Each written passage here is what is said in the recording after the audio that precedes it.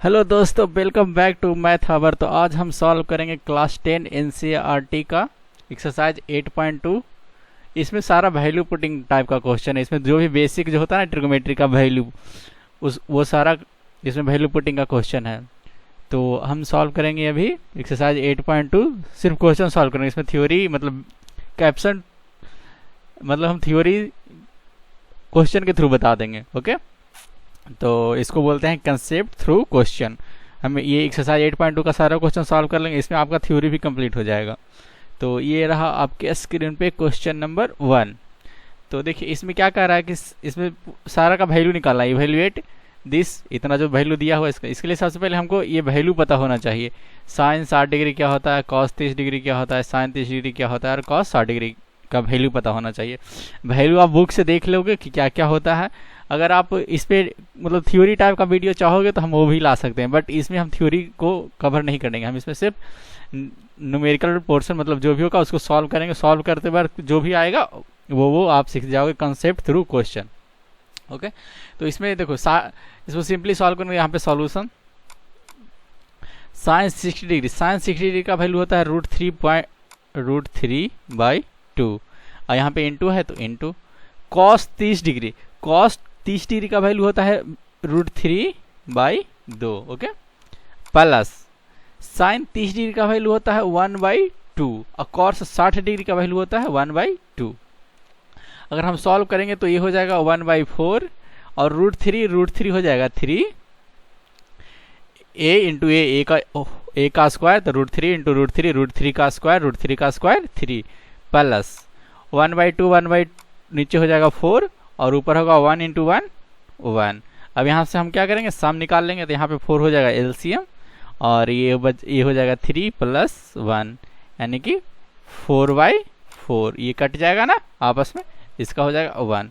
ये रहा हमारा क्वेश्चन नंबर 1। इसमें देखो ये cos 60 का वैल्यू ये रहा, cos का वैल्यू ये रहा, साइन का वैल्यू ये रहा और cos का वैल्यू ये रहा। ये जब आप क्वेश्चन बनाओगे ना तो ये जो सारा वैल्यू है ना वो खुद याद हो जाएगा, आपको याद करने का जरूरत भी नहीं पड़ेगा। ओके, तो चलते हैं हम अब नेक्स्ट क्वेश्चन की तरफ।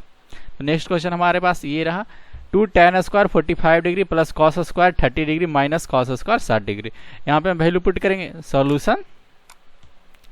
तो वैल्यू 2 tan स्क्वायर 45 यानी कि tan 45 का वैल्यू होता है 1, तो 1 का square plus cos square 30 degree, cos 30 का वैल्यू होता है √3/2 का स्क्वायर और माइनस साइन स्क्वायर 60 डिग्री, तो साइन 60 डिग्री का वैल्यू भी होता है √3/2 का होल स्क्वायर।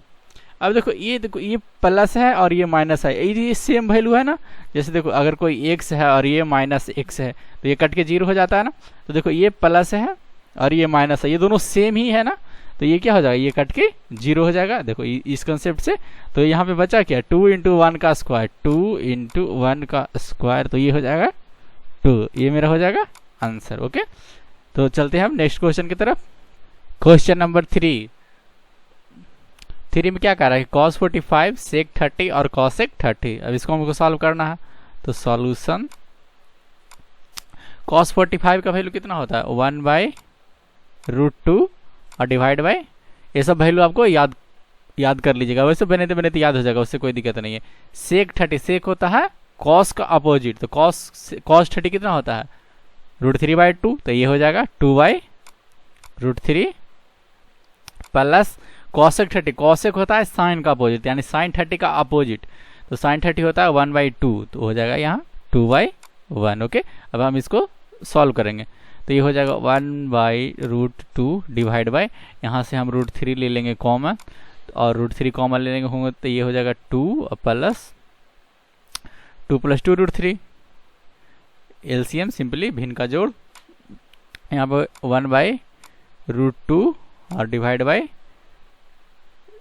2 + 2 √3/√3।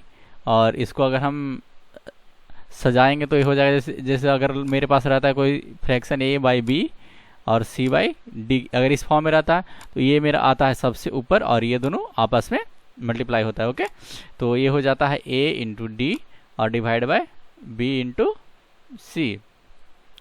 तो इसी तरह से इसको सॉल्व करेंगे तो ये हो जाएगा रूट थ्री कहाँ आएगा, सबसे ऊपर आएगा ना, ये पोर्शन सबसे ऊपर आएगा, तो रूट थ्री डिवाइड बाय यहाँ पे हो जाएगा root two multiplied with 2 + 2 root three. Okay, अब हम इसको सॉल्व करेंगे तो यहाँ पे ऊपर में आया root three divide by 2 root two और प्लस 2 रूट थ्री और रूट टू रूट 6 हो जाएगा। तो देखो जब भी अगर कोई फ्रैक्शन की अगर नीचे में मतलब जो निचला होगा जो क्या होता है न्यूमरेटर और डिनोमिनेटर, अगर डिनोमिनेटर में कोई रूट का टर्म है तो हम उसको रेशनलाइज करते हैं। रेशनलाइज करने के लिए हम क्या करते हैं, अगर यहाँ पे प्लस है तो यहाँ पे माइनस से हम मल्टीप्लाई कर देते हैं। जैसे 2 रूट टू प्लस 2 रूट 6 है तो यहाँ पे हम मल्टीप्लाई करेंगे 2 रूट टू माइनस 2 रूट 6 से। ओके, तो यहाँ पे हम मेरा नीचे में क्या है फ्रैक्शन अथी है ना, मतलब रूट का टर्म है, तो हम इसको रेशनलाइज करेंगे, इसको रेशनलाइजेशन बोलते हैं। तो ऊपर में मल्टीप्लाई करेंगे हम 2 root two minus 2 root 6। Okay, sorry हम थोड़ा सा यहाँ पे थोड़ा सा ये भी देखते हैं ना, सॉरी हम थोड़ा सा ये भी देखते हैं ना कि इसमें से बड़ा टर्म कौन सा है। ओके, तो हम इसमें देखते हैं कि बड़ा टर्म कौन सा है। तो देखो ये बड़ा टर्म होगा ना, क्योंकि ये रूट 6 है, ये रूट 2 है, तो हम बड़ा टर्म में से छोटा टर्म घटाएंगे तब मेरा इसे पॉजिटिव आ जाएगा। ओके, क्योंकि फर्क तो कुछ पड़ेगा नहीं, इसलिए हम क्या करेंगे 2 रूट 6 और माइनस 2 रूट 2 से मल्टीप्लाई करेंगे हम। क्योंकि ये पोर्शन है ना जो बड़ा है, तो देखो बड़ा में से कोई छोटा घटाने में आसानी होगा, इसलिए, और वो पॉजिटिव भी रह जाएगा, इसीलिए हम बड़ा में से छोटा पहले देख लेंगे कि दोनों बड़ा का। अगर प्लस है तब तो बड़ा आगे पीछे करने में कोई दिक्कत नहीं है। जैसे देखो हम यहाँ पे एक फार्मूला बनाने की कोशिश करते हैं, a + b into a minus B, तो इसका फॉर्मूला होता है ना a² माइनस b²। तो देखो ये अगर a बड़ा रहेगा तब ना b² को हम घटाएंगे तो ये पॉजिटिव आ जाएगा। इसीलिए हम जब भी a जो लेते हैं ना, जैसे देखो यहाँ पे a हो जाएगा और ये b हो जाएगा, तो हम a जब भी लेते हैं ना वो बड़ा होना चाहिए। ओके, यहाँ से ये बड़ा था ना, तो हम इसीलिए इसको a ले लिए हैं। यहाँ तक क्लियर हुआ। ओके, अब फिर से सॉल्व करेंगे 2 रूट 6 माइनस 2 रूट 2, तो ये ऊपर में हो जाएगा root 3 into 2 root 6 minus 2 root 2 divide by, यहाँ से अगर मल्टीप्लाई करेंगे तो a + b और a minus B, a² minus b²। देखो ये इसको हम a माने थे ना, देखो a² माइनस b², यानी 2 रूट 6 का स्क्वायर माइनस 2 रूट 2 का स्क्वायर। तो अगर हम इसको सॉल्व करेंगे तो ये हो जाएगा 2 root 18 minus 2 root 6 divide by, ये हो जाएगा 6 और 24 और माइनस ये हो जाएगा 2 4 2 8। इसको अगर हम स्क्वायर करेंगे तो 8 आएगा ना, 2 का स्क्वायर 4 और ये रूट 2 का स्क्वायर 2 4 2 8। यानी कि अगर हम इसको सॉल्व करेंगे तो ऊपर में कुछ कॉमन भी हो जाएगा, छोटिया 18, यानी कि ऊपर में लगभग 2 रूट 6 कॉमन हो जाएगा। तो यहाँ पे बचेगा रूट 3 माइनस 1 और डिवाइड बाई 24 में से 16, 24 में से 8 घटाएंगे तो 16, ये कटेगा ना ये 8 बार में, यानी कि मेरे पास क्या आ गया root 6 into root 3 minus 1 divide by 8। ये मेरा क्या हो जाएगा, ये मेरा अगर हम इसको थोड़ा सा और सॉल्व करना चाहें तो वो भी कर सकते हैं। ओके, क्योंकि देखो ये जो रूट 6 है, अगर हम इसको मल्टीप्लाई कर दें तो रूट 18 आएगा और माइनस 1 डिवाइड बाई 8। रूट 18 को हम ऐसा लिख सकते हैं root 9 into 2 minus 1 divide by 8। देखो रूट 9 क्या होता है, रूट 9 होता है रूट 9 होता है 3 इंटू रूट 2 और माइनस 1 डिवाइड बाई 8। ओके, ये मेरा हो जाएगा फाइनल आंसर इसको सॉल्व करके। ओके, तो अब चलते हैं हम नेक्स्ट क्वेश्चन की तरफ। नेक्स्ट क्वेश्चन नंबर 1 का 4। ओके, तो इसमें भी वैल्यू पुट करना है, साइन 30, tan 45, कॉसेक से 60, सेक 30, कॉस 60, कॉट 45। तो हम वैल्यू पहले लिख लेते हैं। साइन 30 का वैल्यू क्या होता है 1/2, tan 45 का 1 माइनस कॉसेक 60 का होता है 2/√3 और डिवाइड बाई सेक 30 का वैल्यू कितना होता है 2/√3 कॉस 60 का 1/2 प्लस कॉट 45 का 1। अब हम इसको सॉल्व करते हैं। अगर हम इसका एलसीएम लेंगे तो 2√3 होगा,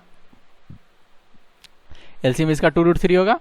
तो यहाँ पे क्या हो जाएगा, यहाँ पे √3 प्लस 2√3 और यहाँ पे 2 दूना 4। इसका अगर भिन्न का जोड़ बनाएंगे तो इस तरह से बनेगा बटा फिर नीचे में भी एलसीएम हो जाएगा 2√3। 2 और √3 का एलसीएम क्या होगा 2√3। जब भी दो टर्म अगर आपस में नहीं कटता है तो उसका एलसीएम उसका दोनों का मल्टीपल हो जाता है। तो यहाँ से क्या हो जाएगा, यहाँ से हो जाएगा 2 दूना 4 प्लस √3 प्लस 2√3। ओके, अब देखो ये 2√3 और 2√3 आपस में कट जाएगा ना। कैसे कट जाएगा तो देखो यहाँ पे एक फॉर्मूला होता है a/b/c/d। देखो ये d जाता है ऊपर और ये bc यानी कि a/d/b/c। अब देखो ये d और b देखो ऊपर नीचे हो गया ना, तो ये आपस में कट सकता है ना। अगर कोई फ्रैक्शन टर्म या कुछ कट रहा हो तो काट सकते हैं ना। तो ये देखो ये तो पूरा कट रहा है तो हम इसको इसलिए काट देते हैं। ऊपर में क्या बचा, ये सॉरी यहाँ पे माइनस था तो ये -4, ये बचा 2√3 और 2√3 ये क्या हो जाएगा 3√3 होगा ना। क्योंकि देखो ये क्यों होगा, क्योंकि अगर हम यहाँ से हम √3 कॉमन ले लें तो यहाँ पे क्या बचेगा, यहाँ पे बचेगा 1 और प्लस 2 -4। ऐसे भी देखो जैसे मान ले जाए √3 एक गुलाब जामुन है तो यहाँ पे क्या हो जाएगा, एक गुलाब जामुन प्लस 2 गुलाब जामुन तो कितना हो जाएगा 3 गुलाब जामुन होगा ना। तो इसी तरह से √3 प्लस 2√3 3√3 हो जाएगा -4 डिवाइड बाय उसी तरह से √3 प्लस 2√3 नीचे में भी कितना हो जाएगा, ये तो 4 का 4 ही रहेगा प्लस 3√3। तो अब देखो क्या होगा, ऊपर में भी क्या बचा, ऊपर में 2 + 1 3 और √3 यानी कि 3√3 -4 डिवाइड बाय 3√3 प्लस 4। अब देखो अब हम इसको नीचे में क्या है, नीचे में एक रूट टर्म आ गया ना, तो हम इसको रेशनलाइज कर देते हैं जनरल सॉल्यूशन के लिए। तो ये हो जाएगा 3√3 -4 डिवाइड बाय 3√3 प्लस 4। और अगर हम इसको मल्टीप्लाई करेंगे 3, अगर यहाँ पे प्लस का टर्म है तो हम रेशनलाइज करने के लिए माइनस का टर्म से ठीक करेंगे। और ये 3√3 बड़ा भी है इससे, 3√3 -4 3√3 -4। तो ऊपर में क्या बचेगा, ऊपर में बचेगा देखो ये दोनों सेम टर्म है ना 3√3 -4 और 3√3 -4 यानी कि a + b into a - b का होल स्क्वायर यानी कि हो जाएगा 3√3 -4 का whole square divide by 3√3 plus का होल स्क्वायर। ये देखो a + b और a - b a square minus b square.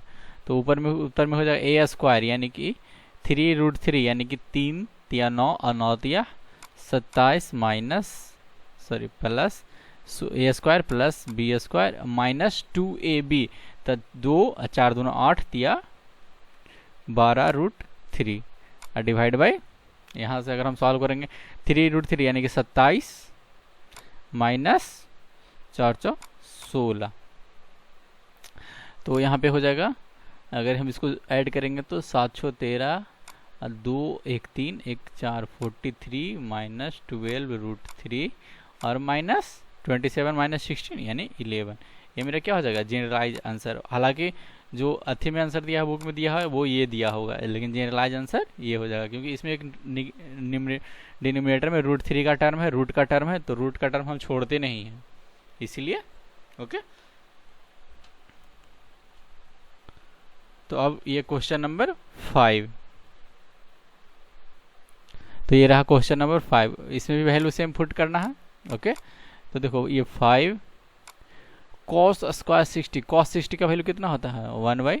तो 1/2 का स्क्वायर प्लस 4 sec 30 डिग्री। सेक 30 का वैल्यू कितना होता है 2/√3, 2/√3 का स्क्वायर माइनस tan 45, tan 45 का वैल्यू होता है 1 का square divide by sine square 30 degree. तो 30 डिग्री का वैल्यू कितना होता है 1/2, तो 1/2 का square plus cos square 30 degree. Cos square 30 degree का वैल्यू कितना होता है √3/2, कॉस का वैल्यू √3/2 का। अब हम करेंगे इसको सॉल्व। तो देखो ये 5 इंटू 1/2 का स्क्वायर 1/4 प्लस 4 और 2/3 का square into 4 divide by 3 minus 1 का स्क्वायर 1 और डिवाइड बाय 1/2 का स्क्वायर 1/4 प्लस √3/2 3 का स्क्वायर, √3 का स्क्वायर 3 और 4, 2 का स्क्वायर 4। तो अगर हम यहाँ से सॉल्व करेंगे तो ये हो जाएगा 5/4 plus 16/3 minus 1 divide by 1/4 plus 3/4। अब यहाँ से हम क्या करते हैं ऊपर वाले को एलसीएम ले लेते हैं। अगर हम ऊपर वाले को एलसीएम लेंगे तो ये देखो 4 और 3 का एलसीएम कितना हो जाएगा 12, क्योंकि आपस में कट नहीं रहा था 12, और यहाँ पे हो जाएगा 5, ये 3 से मल्टीप्लाई होगा तो 15 और माइनस 16 4 से मल्टीप्लाई होगा 16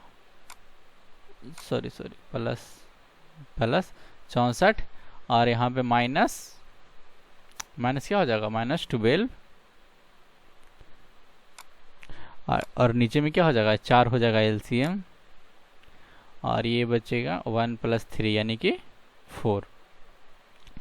तो ये तो आपस में ही कट जाएगा, तो ये कट के क्या हो जाएगा 1, यानी ऊपर में बचा क्या 64 5 9 6 1 7 79 माइनस 12 डिवाइड बाय 12। अगर हम इसको सब्ट्रैक्ट करेंगे तो 7 6 डिवाइड बाय 12, ये हो जाएगा मेरा आंसर। तो ये रहा क्वेश्चन नंबर 2 का क्वेश्चन नंबर फर्स्ट।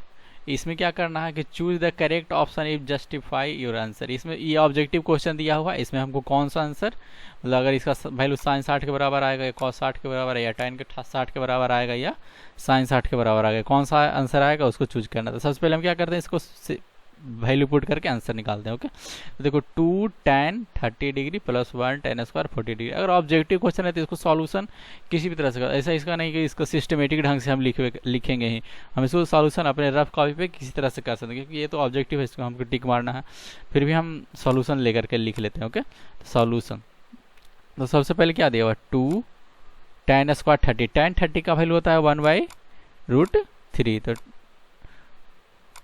अब बटा 1 प्लस tan स्क्वायर 30, tan 30 का वैल्यू 1/√3 का स्क्वायर, तो यहाँ पे हो जाएगा 2/√3 डिवाइड बाय 3 का स्क्वायर, देखो क्या हो जाएगा 3, इसको हम ऐसे लिख सकते हैं 1/3।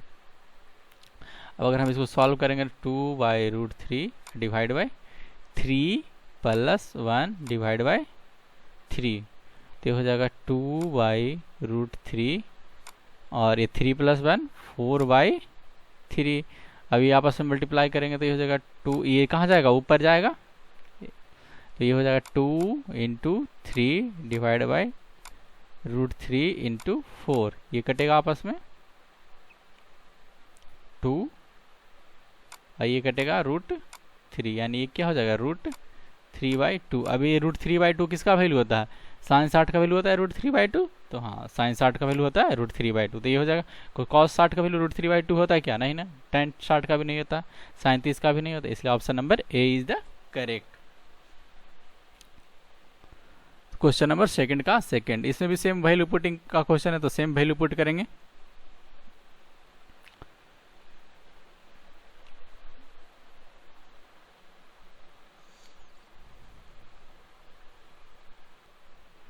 सॉल्यूशन लिख देते हैं। ओके, अब देखो अब वैल्यू पुट करना शुरू कर देते हैं। 1 - tan 45 का वैल्यू होता है 1, तो 1 का square divide bye 1 plus tan square 45 यानी 1 का स्क्वायर।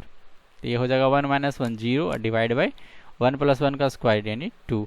अब देखो कोई भी टर्म में अगर जीरो ऊपर रहा, न्यूमरेटर में जीरो रहता है, उसका हमेशा वैल्यू जीरो ही आएगा। ओके, क्योंकि ऊपर का जो टर्म होता है उसको हम मल्टीप्लिकेशन कहते हैं और नीचे का जो टर्म होता है उसको हम डिवीजन कहते हैं।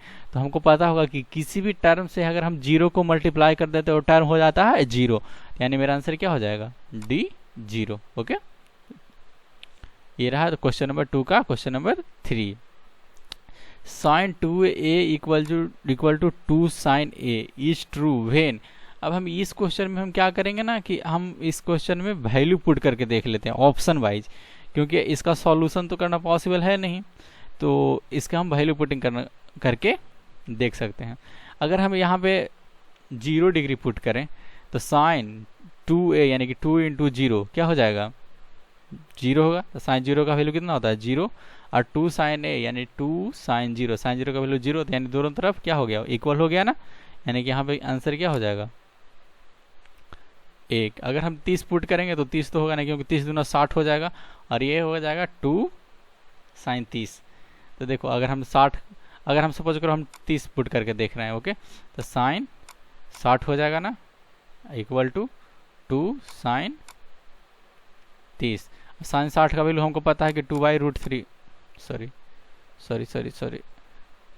√3/2 होता है, और ये कभी इक्वल हो सकता है क्या 2 इंटू साइन 30 का वैल्यू होता है √2 1/2 ओके, तो ये कट के 1 हो जाएगा। अब देखो ये कभी इक्वल होगा क्या, नहीं इक्वल होगा, यानी ये भी वैल्यू पुट नहीं करेगा, ये भी नहीं पुट होगा, ये भी नहीं होगा, यानी आंसर ऑप्शन नंबर ए। अब ऐसे भी फॉलो कोई एक ही करेगा, ऑब्जेक्टिव क्वेश्चन है तो ओके।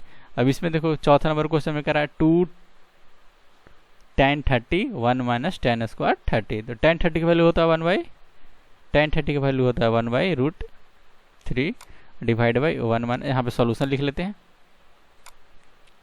1 माइनस 1/√3 का होल स्क्वायर। अब यहाँ से हम सॉल्व करते हैं 2/√3 डिवाइड बाई 1 माइनस 1/√3 का स्क्वायर 3।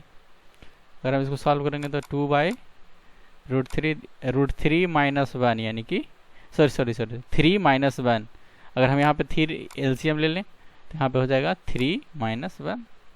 तो अगर हम इसको सॉल्व करने जाएंगे तो 2/√3 और डिवाइड बाई 3 में से 1 गया तो ये बचेगा 2, और ये हो जाएगा बट्टा में 3। तो अगर हम इसको सॉल्व करने जाएंगे तो हो जाएगा 2 इंटू 3 डिवाइड बाई 2√3, 2 से 2 कट जाएगा और ये √3, यानी कि मेरा जो आंसर आया वो क्या आया √3। अब √3 किसका वैल्यू होता है तो tan 60 का वैल्यू होता है √3 tan 60 का वैल्यू होता है ना। ओके, तो इसका ऑप्शन नंबर हो जाएगा सी tan 60 डिग्री। अब ये रहा क्वेश्चन नंबर 3। तो क्वेश्चन नंबर 3 में कहा रहा है क्या, if tan a plus B equal to √3 and tan a minus a minus B equal to 1/√3, और क्या कह रहा है कि 0 डिग्री से बड़ा होना चाहिए a प्लस बी और 90 डिग्री से छोटा, क्योंकि हमें जो वैल्यू पता होता है इसका वो 0 से 90 डिग्री का अभी तक पता है ना, अभी तक मतलब आगे जाके बढ़ता है, लेकिन अभी जो 10th तक है वो तो 0 से 90 डिग्री तक का ही पता है हमें। तो ये जो स्टेटमेंट दिया है वो यही दिया है कि जो a प्लस बी होना चाहिए वो क्या होना चाहिए 90 डिग्री से छोटा और 0 डिग्री से बड़ा, और a जो है वो b से बड़ा है, तो फाइंड a एंड b। तो ओके, तो हम देखते हैं पहला जो मेरे पास इक्वेशन दिया है वो क्या दिया हुआ है tan a plus B equal to √3। अब देखो अब हमको पता है कि tan a plus B equal to, अब इसको हम tan के फॉर्म में देखते हैं कि ये किसी का tan का फॉर्म में अति होता है क्या, ये किसी का वैल्यू होता है। तो हाँ, हम देखते हैं कि ये tan 60 डिग्री का वैल्यू होता है। ओके, तो ये तो हमें पता है कि tan 60 डिग्री का वैल्यू √3 होता है, √3 की जगह पे हम tan 60 डिग्री लिख सकते हैं, क्योंकि tan 60 डिग्री इक्वल टू क्या होता है √3। तो अब देखो ये tan तो सेम ही है, तो a प्लस बी और a प्लस बी क्या होना चाहिए 60 डिग्री के इक्वल होना चाहिए, तभी ना तो मेरा ये दोनों इक्वल होगा, ए प्लस बी अगर 60 डिग्री के बराबर हो तो दोनों तरफ इक्वल हो जाएगा। अब ये नहीं करना है कि ये tan और tan दोनों तरफ है, दोनों तरफ है तो ये tan tan कट जाएगा, ए प्लस बी बराबर 60 डिग्री, ऐसा नहीं होता क्योंकि tan tan के साथ थोड़ी ना कटेगा। ओके, तो यहाँ पे हम क्या लिख सकते हैं, A plus B equal to 60 degree. क्यों लिखें, क्योंकि ये जो वैल्यू है, जो tan ए प्लस बी का वैल्यू है 60 डिग्री, तो ए प्लस बी का वैल्यू क्या होना चाहिए, 60 डिग्री के इक्वल होना चाहिए। अब उसी तरह से हम ये इक्वेशन इसको 1 मान लेते हैं। अब उसी तरह से हम सेकंड से चलते हैं, तो यहाँ पे हो जाएगा tan a minus B equal to 1/√3। तो हमको पता है कि tan a minus B equal to 1/√3 किसका वैल्यू होता है, तो tan 30 डिग्री का वैल्यू होता है वो। तो 30 डिग्री का वैल्यू होता है, तो यानी a माइनस बी किसके बराबर होना चाहिए, 30 डिग्री के बराबर होना चाहिए, तभी ना दोनों तरफ इक्वल होगा। tan खुद के साथ कंपेरिजन होगा तो ये 30 डिग्री है, तो यानी ये जो पोर्शन होना चाहिए वो 30 डिग्री होना चाहिए, तभी तो दोनों तरफ इक्वल होगा। अब ऐसा नहीं करना कि ये tan और tan दोनों काट लेना है। ओके, ये सिर्फ जो उसका जो थीटा का जो वैल्यू होता है उसको हम कंपेरिजन कर लेंगे। अब इसको हम मान लेते हैं इक्वेशन नंबर 2। अब हम equation solving equation 1 and equation 2। तो a plus B equal to 60 degree और a minus B equal to 30 degree. अब हमको पता है क्या, बहुत सारा मेथड है सॉल्व करने का, हम कोई भी मेथड यूज़ कर सकते हैं। हम यहाँ पे बिलोपन विधि यूज करते हैं। ओके, तो देखो ये प्लस और ये माइनस है, दोनों सेम ही है ना, इसमें कोफिशिएंट को सेम करते हैं, तो यदि इसका कोफिशिएंट सेम है और एक प्लस और एक माइनस है तो दोनों को सब्ट्रैक्ट करते हैं। तो यहाँ पे हम क्या लिखते हैं, इक्वेशन 1 प्लस इक्वेशन 2। ये नहीं करते हैं, तो अगर हम दोनों को जोड़ेंगे तो ये कट जाएगा आपस में, यानी इधर क्या बचेगा, इधर बचेगा 2a इक्वल टू, इसको जोड़ेंगे तो 90 डिग्री, यानी कि a का वैल्यू कितना आ गया 45 डिग्री, 90/2 45 डिग्री आ गया। अब उसी तरह से अब पुट द वैल्यू a इन कोई भी इक्वेशन में, या तो इक्वेशन 1 में पुट कर सकते हैं या 2 में पुट कर सकते हैं, तो हम इक्वेशन 1 में पुट कर देते हैं। ओके, तो क्या दिया हुआ, a plus B equal to 60 degree. अब a का वैल्यू मेरे पास आ गया 45 डिग्री, तो 45 plus b equal to 60 degree. अब हमको b निकालना है, तो इसको हम क्या करते हैं, 45 को इस तरह भेजते हैं, तो ये -45 हो जाएगा, यानी कि ये 15 डिग्री हो गया। यानी कि a का जो वैल्यू आया मेरा वो कितना आया 45 डिग्री, और जो b का वैल्यू आया वो कितना आया 15 डिग्री। ये मेरा क्या हो गया आंसर। अब चलिए क्वेश्चन नंबर 4 क्या कह रहा है, state whether the following are true और फॉल्स, जस्टिफाई योर आंसर। देखो अब कह रहा है कि sine a plus sine b के इक्वल होता है, तो हम क्या करेंगे, हम सिंपली इसको वेरीफाई करके देखते हैं। तो हम इसके लिए क्या करते हैं, हम इसके लिए सॉल्यूशन लिखते हैं और हम एक वैल्यू पुट कर लेते हैं कोई सा भी। जैसे a प्लस बी है तो हम कोई सा भी वैल्यू पुट कर लेते हैं, जैसे कि a की जगह पे हम मान लिए 30 डिग्री, b की जगह पे हम मान लिए let a equal to 30 degree and b equal to 60 degree. हम तो कुछ भी मान सकते हैं। अब हम अगर हम मेरा दोनों तरफ सेम आ जाएगा तो हम समझेंगे कि ये लिखा हुआ सही है, अगर सेम नहीं आया दोनों तरफ तो हम समझेंगे गलत है। तो इसके लिए हम क्या करते हैं, हम LHS हम किसको बोलते हैं, जो हमारे हाथ का लेफ्ट हैंड साइड की तरफ होता है उसको हम LHS बोलते हैं। तो LHS के तरफ से चलते हैं, तो साइन a प्लस बी, तो साइन a का वैल्यू हम 30 माने हैं, b का वैल्यू हम 60 माने हैं, तो हो जाएगा साइन 90 डिग्री। तो साइन 90 डिग्री का वैल्यू होता है 1, यानी कि मेरा LHS की तरफ कितना आया 1 आया। अब हम RHS चलते हैं, RHS, तो RHS में क्या लिखा हुआ है sine a plus sine b। तो साइन a, तो साइन a का वैल्यू कितना 30 डिग्री, साइन b का वैल्यू कितना 60 डिग्री। तो साइन 30 डिग्री का वैल्यू होता है 1/2 प्लस साइन 60 डिग्री का वैल्यू होता है √3/2। अगर हम इसको सॉल्व करेंगे तो 2 हो जाएगा, एलसीएम 1 प्लस √3। ओके, अभी देखो ये दोनों इक्वल आया क्या, नहीं आया ना इक्वल, यानी RHS जो है वो इक्वल नहीं है LHS के। अगर ये इक्वल नहीं है इसका मतलब ये लिखा हुआ सही नहीं है, ये कटेगा, यानी कि ये क्या हो जाएगा, ये फॉल्स हो जाएगा। अब चौथा का दूसरा number question, the value of sine theta increase as theta increase. कह रहा है कि value of sine theta increase as theta, theta अगर इंक्रीज करेगा तो value of sine theta increase करेगा क्या?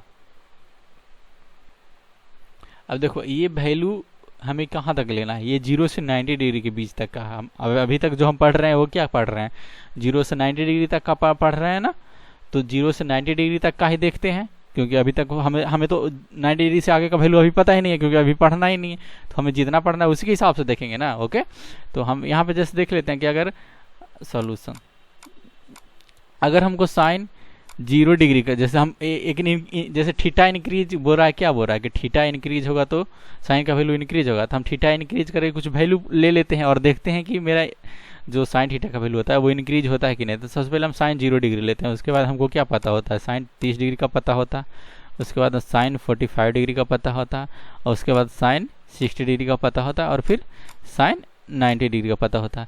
तो ये साइन 0 का तो वैल्यू 0 होता है, साइन 30 का वैल्यू 1/2 होता है, और साइन 45 का वैल्यू 1/√2 होता है, और साइन 60 का वैल्यू होता है √3/2, और साइन 90 डिग्री का वैल्यू होता है 1। तो अब देखो ये हो गया 1, ये हो गया आधा, मतलब ये हो गया सॉरी 0, 0 से कुछ ये बड़ा है, इससे बड़ा ये है, और इससे बड़ा ये है, और इससे बड़ा ये है, यानी ये क्या कर रहा है, ये इंक्रीज कर रहा है ना वैल्यू। यानी कि जैसे जैसे हम थीटा का वैल्यू इंक्रीज कर रहे हैं वैसे वैसे मेरा साइन का वैल्यू क्या कर रहा है, इंक्रीज कर रहा है। यानी ये स्टेटमेंट मेरे पास क्या है, ट्रू है। हालांकि ये ट्रू कहाँ तक है, 0 से 90 डिग्री तक ही। 90 डिग्री, देखो साइन थीटा का जो ग्राफ होता है जब आगे जाओगे तब पढ़ोगे तो इस तरह का होता है, ये इस तरह का, और यहाँ पे क्या होता है 90 डिग्री। तो ये देखो 90 डिग्री तक तो वैल्यू इंक्रीज कर रहा है, लेकिन 90 डिग्री के पास क्या बाद क्या हो रहा है, डिक्रीज कर रहा है। और उसके बाद जो 90 डिग्री होता है वो क्या होता है, निगेटिव वैल्यू होता है। एक हो गया 180, ये 270, और ये 360। ओके, उसके बाद देखो ये वैल्यू डिक्रीज भी किया ना, यहाँ यानी देखो यहाँ से यहाँ तक ये वैल्यू क्या किया, डिक्रीज किया, लेकिन यहाँ से यहाँ तक वैल्यू इंक्रीज कर रहा है। यानी कि अगर हम 10th के हिसाब से देखें तो 10th तक के हिसाब से हमको यहीं तक पढ़ना है, 0 से 90 डिग्री तक ही पढ़ना है ना, 10th के हिसाब से तो हमको यहीं तक पढ़ना है। तो यहाँ तक में क्या हो जाएगा, ये वैल्यू इंक्रीज करेगा, यानी कि अभी के हिसाब से ये वैल्यू क्या हो जाएगा, ट्रू। ओके, अब चलिए नेक्स्ट क्वेश्चन देखते हैं। कह रहा है कि state whether the following true और false, justify your answer. The value of cos theta increase as theta increase. तो देखो इसमें भी हम सेम करते हैं, कॉस थीटा का वैल्यू हम ले लेते हैं, कॉस 0 डिग्री, कॉस 0 के बाद हमें पता होता है 30 डिग्री, फिर कॉस 30 के बाद हमको पता होता है 45 डिग्री, और फिर कॉस 60 डिग्री, और कॉस 90 डिग्री। कॉस 0 का वैल्यू होता है 1, कॉस 60 का वैल्यू होता है √3/2, कॉस 45 का वैल्यू होता है 1/√2, और कॉस 60 का वैल्यू होता है 1/2, और कॉस 90 डिग्री का वैल्यू होता है 0। अब देखो जैसे जैसे हम थीटा को इंक्रीज कर रहे हैं वैसे वैसे मेरा वैल्यू डिक्रीज कर रहा है। देखो ये होता है 1, और ये होता है 1 से थोड़ा सा कम, क्योंकि देखो ये √3 है, ये √4 है, तो ये तो 1 से कम ही होगा ना, ये इससे कम, और ये इससे कम, और ये इससे कम। ये देखो ये साइन के अपोजिट का हो रहा है ना, ये देखो ये साइन के अपोजिट, साइन में जैसे जैसे थीटा इंक्रीज कर रहे थे वैसे वैसे मेरा वैल्यू क्या हो रहा था, ये बढ़ रहा था, लेकिन कॉस में क्या हो रहा है, ये वैल्यू डिक्रीज कर रहा है। यानी कि ये क्या कर रहा है, ये थीटा इंक्रीज के साथ थीटा इंक्रीज हो रहा था, तो ये क्या हो गया, फॉल्स हो गया ना, क्योंकि थीटा इंक्रीज के साथ थीटा डिक्रीज कर रहा है। और ये भी क्या, ये 0 से 90 डिग्री तक ही वैलिड है। जैसे पिछले बार में हम बता रहे थे कि 0 से थीटा का वैल्यू अगर 0 से 90 डिग्री के बीच में है, थीटा का वैल्यू अगर 0 से 90 डिग्री के बीच में है तभी ये वैल्यू इनकर, क्योंकि देखो कॉस का ग्राफ जब आगे जाओगे तब वो इस तरह से होता है। देखो ये होता है 90 डिग्री, देखो ये होता है 90 डिग्री। तो देखो ये 0 डिग्री से 90 डिग्री तक में आके देखो 90 डिग्री पे 0 हो गया, और फिर यहाँ तक क्या होता है डिक्रीज, लेकिन यहाँ से देखो ये होता है 180 डिग्री। अब देखो 180 से लेके 360 तक क्या होता है, ये इंक्रीज करता है।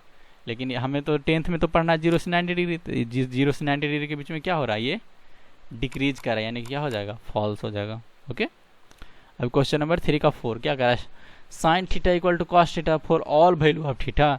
अब इसमें भी हम सेम क्या करते हैं, वही हम थीटा का वैल्यू पुट कर लेते हैं। इफ देखो सॉल्यूशन, देखो फर्स्ट कंडीशन में हम क्या लेते हैं, थीटा इक्वल टू 0 डिग्री ले लेते हैं। ओके, तो साइन थीटा यानी कि साइन 0 का वैल्यू कितना होता है 0, और कॉस थीटा यानी कि कॉस जीरो, तो कॉस जीरो का वैल्यू कितना होता है 1। ये दोनों इक्वल आया क्या, यहाँ पे क्या करा है कि इक्वल होना चाहिए, इक्वल होना चाहिए, लेकिन ये क्या दोनों इक्वल आया क्या, नहीं आया ना, तो इसलिए ये स्टेटमेंट क्या हो जाएगा, फॉल्स। ओके, तो हम पांचवा क्वेश्चन, पांचवा नंबर देखें, फोर्थ का पांचवा क्या कह रहा है कि cot A is not defined for A if theta is equal to 0 degree.